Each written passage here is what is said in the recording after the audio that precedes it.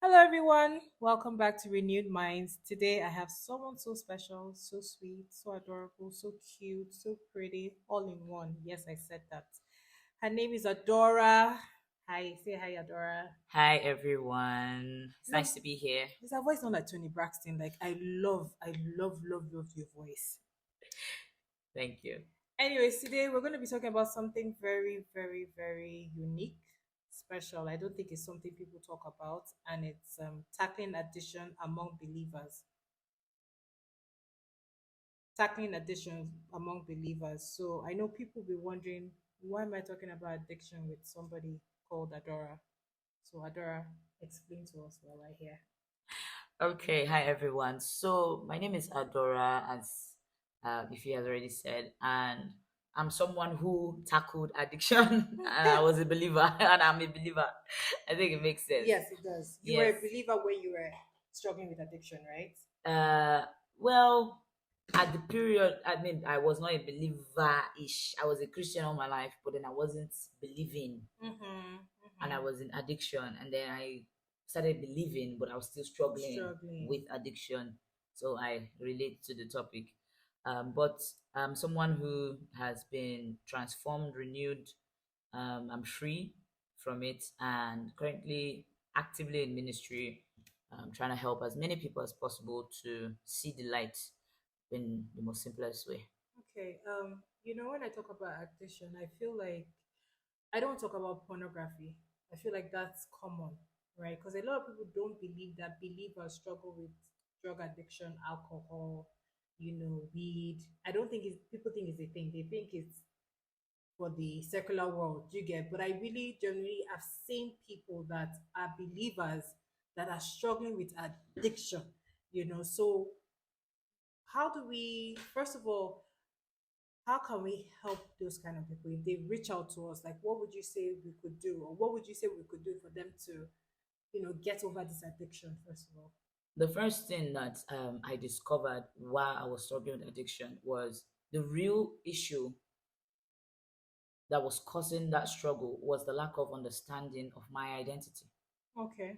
Okay. um Pastor Andy has been talking about this here, born of God, and people Mm-hmm. don't really understand that that's one of the biggest secrets to any kind of success and any type of healing in life. Okay. The moment I was able to truly understand where my identity stood and who I really was, Okay. and identify with my spirit rather than my flesh, it Okay. was easier for me to turn. Okay. And unfortunately, people are believers, but they don't really accept. It's not like they don't know, but they don't accept Accept. that their identity in the spirit, because it's defined and limited to, okay, you're now what is it called, priesthood, or what is it called, with Jesus, you're close to Jesus, or Mm-hmm. you're related to Jesus now, Mm-hmm. and people feel like, okay, yeah, Jesus my big bro, but Jesus is special, he's the savior, he's Mm-hmm. different. Me, I'm a human being and I'm different. Okay. um so people don't really accept it to see the dynamics of how it changed, or how it changes or transforms you. Okay. What happens is that, or what they're supposed to know rather, is that Jesus was in the flesh just like us. Okay. And why God allowed that to be was so that there will be an element of relativity for Okay. us to be able to understand how to go about this life in the flesh. Okay. And if Jesus was able to do it in a certain way, we can do it that way too, and it will work. Okay. It's like a proven track record of how things work. Okay. And um, what I first discovered was reading the Gospels, Okay. when Jesus was talking, when he started the ministry, and Mm-hmm. people said, "Who is this?" And that he's speaking with so much authority. What busted my head was how the moment God told Jesus, This is my son in whom I am well Well, pleased," please. his entire mindset changed. The way he carried himself changed. The way he looked at the world changed. Mm-hmm. Because he was talking before, but this time around he was speaking in parables. All of a sudden, yeah, why is speaking in parables? I'm Yeah. pretty sure his family members were surprised that his approach to life had completely changed. Okay. And he came with authority, because now he said, if God can stop and say, you are mine, Okay. all these other things are happening here, they are not, they are nothing. Okay. When Jesus casted out a demon, the demon was, he was just talking and the demon started talking. And Jesus said, you get out. I mean, he just said, leave the body. And he just said it so Yeah. so Very soft. authoritatively. Yeah. And People will think, that's very, it's because he's Jesus now. Yeah. But people forget that Jesus was just a regular, he was Jesus Joseph before he was Jesus Christ. Okay. Do you Okay. understand? Yeah. And he was Jesus Joseph, and while he was Jesus Joseph, he was experiencing life, having Mm-hmm. the same temptations that other people have. But I'm Mm-hmm. pretty sure his parents were keeping him guided because they knew his future, of Mm-hmm. course. But when he now became Jesus Christ, Yeah. his entire approach to life changed, and it was because he understood his identity. God revealed himself to him and said, okay, this is you. This is what you're supposed to do. This is who you Okay. are to me. This is what you are here for. Okay. And after that, the way he spoke, the things he allowed to get to him, the way he Okay. approached things changed. When I saw that, it changed my mindset because I realized that all these things are mundane. They're nothing compared to the authority that I have Okay. because of God. Okay. Like quite literally, I'm someone that's very interested in astronomy. And have you seen the way the world looks like outside Mm-hmm. galaxies? Mm-hmm. God, the entire universe, as gigantic as it is contained within God. Okay. God carries it on his finger. So that Yeah. means it's contained within God. Yeah. So imagine that whole God saying that in me you have power to trample over alcohol and weed and addiction, and you Okay. are arguing with him. You are the one that don't rate God. You're the one that don't rate your authority. You're the one that don't rate your identity. Okay. Okay. Okay. Because when God says this is who you are, why would you question that? Why would you struggle? So I think that struggle comes from, that's why my book is called Blind, because there's a blindness, there's a blindfold that's being put. People are hearing the word, but they're not seeing it Mm. Mm. because it's not translating their lives. Their eyes are still covered in scales. Okay. They're not seeing what, like life, the way they're supposed to see it. Okay. That's why people come around and they're praying to God for one thing over and over again. If you Mm. really understood your identity, you Yeah. would never pray over and over again about money or food or Yeah. one of. Because if you see the way Jesus even used to say, it's like, can any of you by worrying add a single day into your life? Like if God is your father, why will you be worrying about the food you eat? Of course, He's Mm. going to feed you. Mm-hmm. Like if He's going to take care of leaf, what more you that is an essence of Him? Okay. Do you understand? Like a piece of Him. Okay. So it's the understanding of that identity that allows people to get over it. Because that addiction currently feels like a stronghold. It feels like there's no way out. I speak with people who struggle with addiction, and that's what they say. That their real struggle was feeling like, what do they, like, there's no way out. Like now they've already gone too far. Where do they Okay. go from now? Where do they go from here? How do they turn and change into a new direction? There's no way out. They feel like there's no way out. And the only reason why they don't see a way out is because they can't see. Okay. Mm. So are they practical steps? Let's imagine I came to you and told you, oh, Adora, I've been struggling with weed addiction now. Mhm. What would be the practical steps you would tell me to do? I'm sure you put me on some kind of Plan. plan, Mhm. right? So can you walk us through a plan? Okay, so the current plan I'm doing with my with Freedom Network, that is the ministry for people that are struggling with addiction. There's a community, Okay. so there are like over 40 people there. And Where can we find it? Are you on yeah, Instagram? we're on Instagram and WhatsApp. What's the So name so that in case people okay, so on Instagram is Freedom Network, but it's NTWK. Okay. Yes, Okay. freedom Okay. dot I like that. NTWK. That's cool. Yes, Yeah. network. Okay. So we just started like last month. Like it's Okay. not we've not really, but a lot of people have joined just from Okay. my own community of people that I People that know you know because already. everybody is struggling with something. Wow, I didn't know that. Yeah, it's like it's absurd. Like friends that I knew are in my community group. In the community group, I'm like, so you're struggling with something. Oh wow. Yeah. So the plan was to follow the same steps that I did. Okay. And just translating in a way that it works for all of them. Okay. So the first thing that I first discovered was before even getting to my identity was to nitpick into myself and really understand why this is happening in the first place. So understanding the whys. Is it mental health? Is it Okay. a sickness? Is it Okay. a toxic habit? Or is it just copying somebody you see? Is it the need to impress people? Okay. Understand the why first. Be Why? honest with the why. Okay. Be honest with yourself that you have a problem. Okay. If you cannot be Yes. honest with yourself that you have a problem, Yes. you are not going to progress in any way. Yes. The Yes. first thing is to say, I'm addicted to this thing. Admitting. Admit it. When you admit it, then you can still ask the next question, why am I addicted to this thing? and be honest with yourself. So what I told them to do was to write down in the get a journal. I have journals, and it has helped me a lot because thoughts, you understand, Okay. it's always a lot in your mind, but when you write it down, it now makes more sense. So writing down your thoughts would help. And one of the thoughts I encourage them to write is why. Why Okay. did I start? Why did I continue? Why do I struggle to stop? And why do I want to stop? Hmm. Hmm. And then why do I want to stop now? You will now use that one and write a letter to yourself and tell yourself, okay, dear Adora, we need to stop doing this thing. Because it's not helping us. Just be honest with yourself and say, Yeah. call yourself out. When you write the letter, you don't need to read it again. You've written it, so it's in Mm-hmm. your brain. Mm-hmm. Keep it somewhere. Every time you even see that envelope or you see that piece of paper, you'll remember. Okay. And it will help you to navigate that there's no way out Okay. first, because you start feeling like, I mean, if I want to stop, it means there's something else out there for There me. for And I don't me. know what it is yet, Yeah. but there's something out there for me. Okay. And then the next step is what is out there. Now figuring out what is out there. And there's no way I can direct anybody to anything without going through Christ first. Yes. You have to Yeah. start from Jesus, because Mm-hmm. I started without Jesus And it didn't work and it out. didn't work out. I've Yeah. tested that memo. It looks Mm-hmm. like it works, so I'm doing well. Mm-hmm. It doesn't. You're just gonna fall right back where you started, Started and from. probably even worse than you were in the first place. Oh. The relapse will be yes. So So you had relapse like how many times? uh, I started trying to quit since 2020. So I remember there Ooh. was a time when I said, I'm not going to do this again. I tried for like, well, I don't remember how long, 2 weeks. I tried not to smoke. And before I know it, I was back and I was smoking twice as much as I did.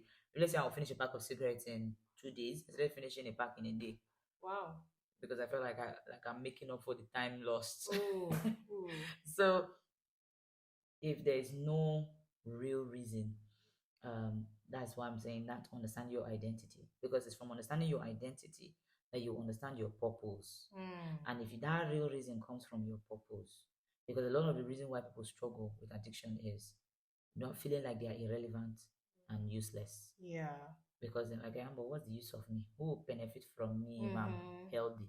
I remember I used to tell myself that I would die anyway, so I'd rather die with my own hands than to let a truck hit me on Hit the you road. on the road. Ooh. So that was it, was lack of purpose that was talking, because I didn't feel like anybody would care. There's no place to be. Mm-hmm. I'm just existing without my permission. I'm here for no reason. But it was when I was able to understand that there was an intentionality behind my existence Yeah. that everything shifted. Because yes, I knew why I stopped. I did this. I know why I want to stop. But then now I know that there's a place I need to be. There are people that will be impacted by my existence. Some of them are not even born yet. Mm. Like all of us are part of a bigger scheme. There's a big plan. Yeah. Because when God came and said, let there be light, we don't know what happened before that. Mm. God had a plan. God has always operated with a plan. So, judging by his character, he had a plan before he came and said, let there be light. Mm-hmm. We don't know what that plan was. Then we came to existence. That means each and every one of our spirits that are sent here at the time we are sent for a particular purpose. Yeah. But sometimes we don't know. And it's that lack of knowledge that keeps us confined in a place that was supposed to be temporary. Oh, I test out this thing, didn't work for me, I'm out. But when you enter that place, you feel like, where am I supposed to be? I'd rather stay here, it's comfortable, it's safe. Do you understand? Mm-hmm. So there has to be the moment of realization of that purpose. And the only way you know that purpose is going through the source, the architect, the engineer, the creator. Mm. You have to go directly to him. Yeah. And you cannot get to him if you don't submit. So that submitting is part of why you have to accept that you have a problem. Yeah. It's just like going to buy a car now. You Mm-hmm. want to purchase a car. They ask you, okay, do you know how to drive? You say yes, I know how to drive. You show your driver's license, and then they'll give you a car. Do you have the money? They'll check your finances. They'll give you. You have to qualify. You have to submit yourself that I'm ready for this thing Yes. before they will give you that car. Mm-hmm. That's the same way it is. You have to submit all your documents. That's all your baggage, all your problems. Mm-hmm. This is where I've been. This is what I've started with. This is all Mm-hmm. the issues I've been struggling with. See it too. But I want to have that new car. Okay. So how do I go about it? It's okay. So judging from your documents, you need to work on A, B, and C.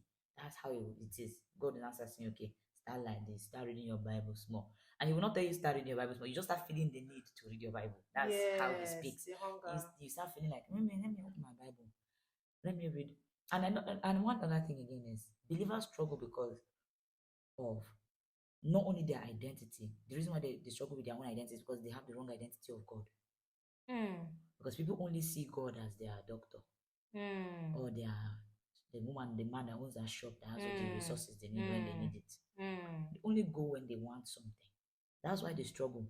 Yeah. Because they're like, okay, God heal me. I'm not healed. Okay, so God doesn't have to heal me. That means that's it. But God gave us power in our identity. But for us to understand that power, we have to understand Him. True. And True. before you can understand Him, you have to want to understand Him. Yeah. Because you open your Bible without the intention to understand Him, and you'll be reading gibberish. Yeah. But when you open it with, okay, I want to know Like God. I'm seeking God. I'm seeking, I want to know you. When you open it like that, everything changes. You start to, oh, because you read the story of Abraham. Why am I reading about David being attracted to somebody else's wife? It makes Yeah. no sense to you. Yeah. But when you want to understand, when you're looking for God inside all of this, and you say, okay, why did God do like this? Who is God? Why did He allow? Why did Mm. He say? Why is this Mm. even in the Bible? When you start to ask those questions and dig deep to trying to figure out who God is, I mean, you will never really grasp God because God is bigger than our mind can ever contain. Mm. But Mm. when you seek and you get to see how big and how powerful He really is, and you now realize that, wait, I am Him, He's in me. I Mm. said, why am I struggling with this thing in the first place? Do you Yeah. understand? Yeah. There's a shift in your identity, your mindset, the way you see the world will completely change. It's like the blindfold will drop. It starts with identity, but believers are only knowing God from what their pastor said. Pastor said this about God. Oh, that's all they know. They Okay. don't know their God. Who is Jesus to you? Jesus asked, who did they say that I am? When he was talking to disciples after Mm-hmm. preaching. And they were like, they say you are John the Baptist, some say you are this, some say you are Mm. that. Jesus was like, okay, cool. He now asks, okay, but who do you say I am? Yeah. And then Peter, you are the Son of God, you are the Okay. Messiah. Yeah. And he said, and what he said after that was, because of that thing you have said on this rock, like you are now Peter, because he was Peter, written the economy, Peter That's Simon now. Simon, abi. On this rock I will build my house. Peter means rock. Yes. On this rock I will build my church, and multitudes and people will be. Peter did not know he was going to be in the Bible. Meh. That was God defining his purpose because he knew who God was. Jesus said the only way you knew that was through God in the first place. So it's when you are seeking to know him that you know yourself. Yeah. If you don't go to look for him, you will not find yourself Yeah. because you are connected to him. He's the source. Your spirit hungers for him Mm-hmm. every time, whether you like it or not. Ask anybody struggling with any kind of addiction, they'll tell you they hate it. They hate it. Really? If they want to be honest with yourself themselves, they'll tell you they hate it. I remember when I used to smoke, every time somebody tells me stop smoking, I'm like, I know. I will stop, but not now. I just don't feel like stopping now. Hmm. I'm not there yet. They don't like it. I remember picking up a cigarette and after I smoke it, I feel like I needed to. And after I smoke it, I'm like, did I really need to? Like I want to stop. Like I feel disgusting. Do you understand? So the reason why people hate themselves after doing it, or the reason why they deep down inside they don't like it, because their spirit, the real identity that they have, the one that Yeah. God is connected to, does not like those things. But because they are identifying with their flesh rather than their spirit, it's like their spirit is imprisoned in their flesh. Hmm. Is a prisoner instead Hmm. of the driver. It's like this flesh is a car, is a Yeah. vehicle. The spirit is sent here in this vehicle. Mm-hmm. It could have been any vehicle, Mm-hmm. but the timing, the place, the location, the everything has a purpose. Yeah. But then you are given a specific vehicle Mm-hmm. for the glory of God. Yes. Exactly. And then when you enter that vehicle, you're supposed to drive.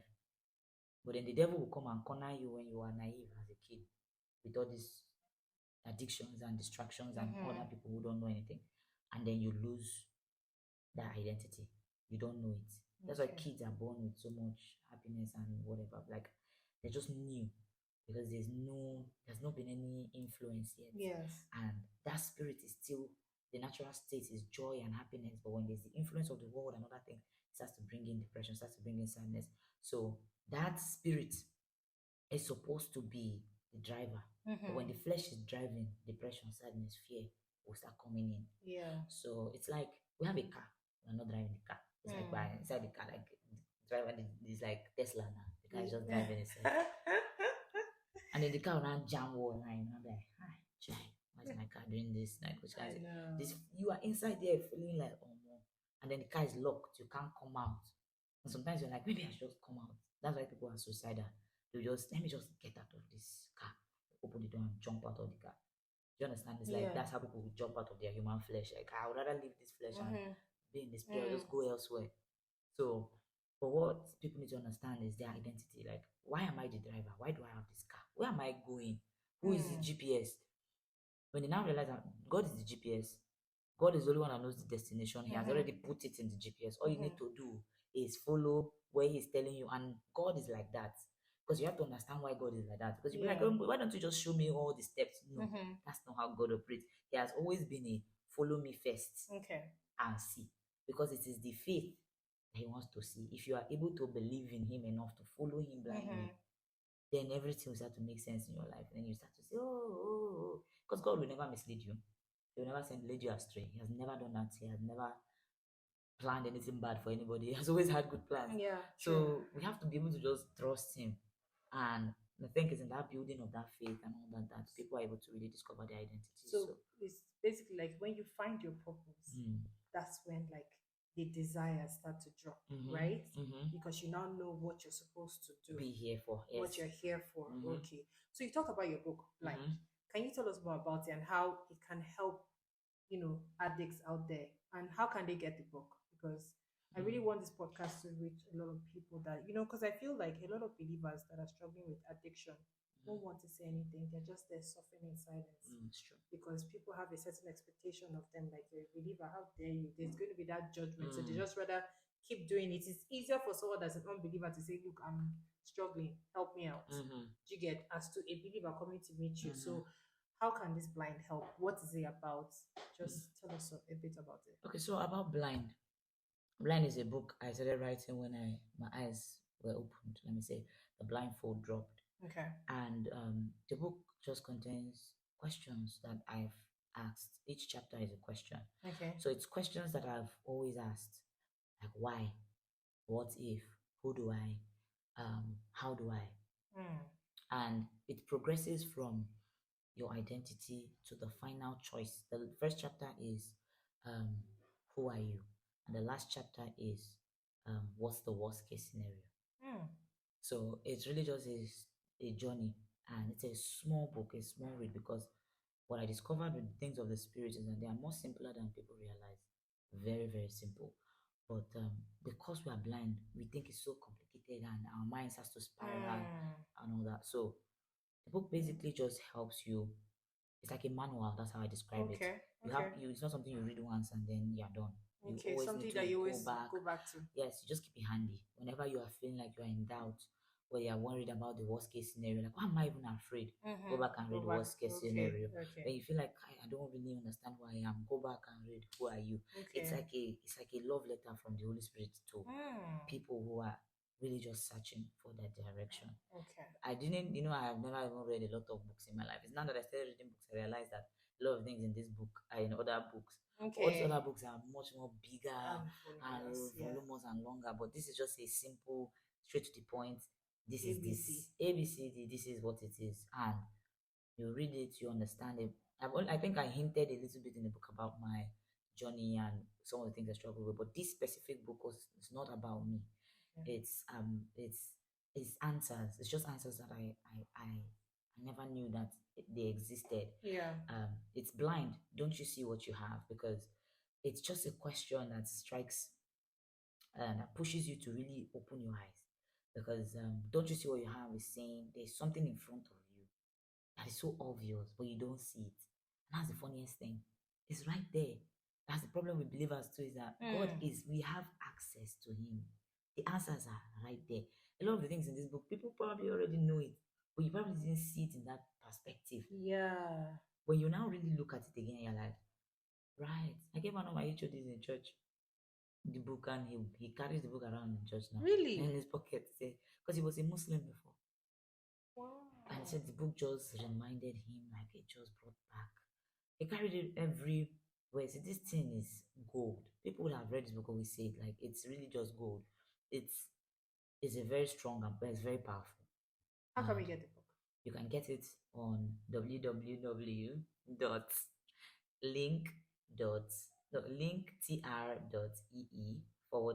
linktr.ee/blind by Adora.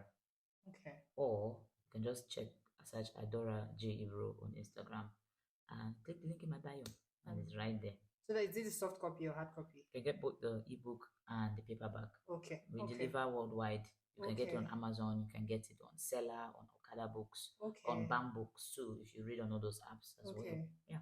Oh, thank you so much. I really hope this helps a lot of people out there. But if you have more questions, like she said, it's called the what's that network?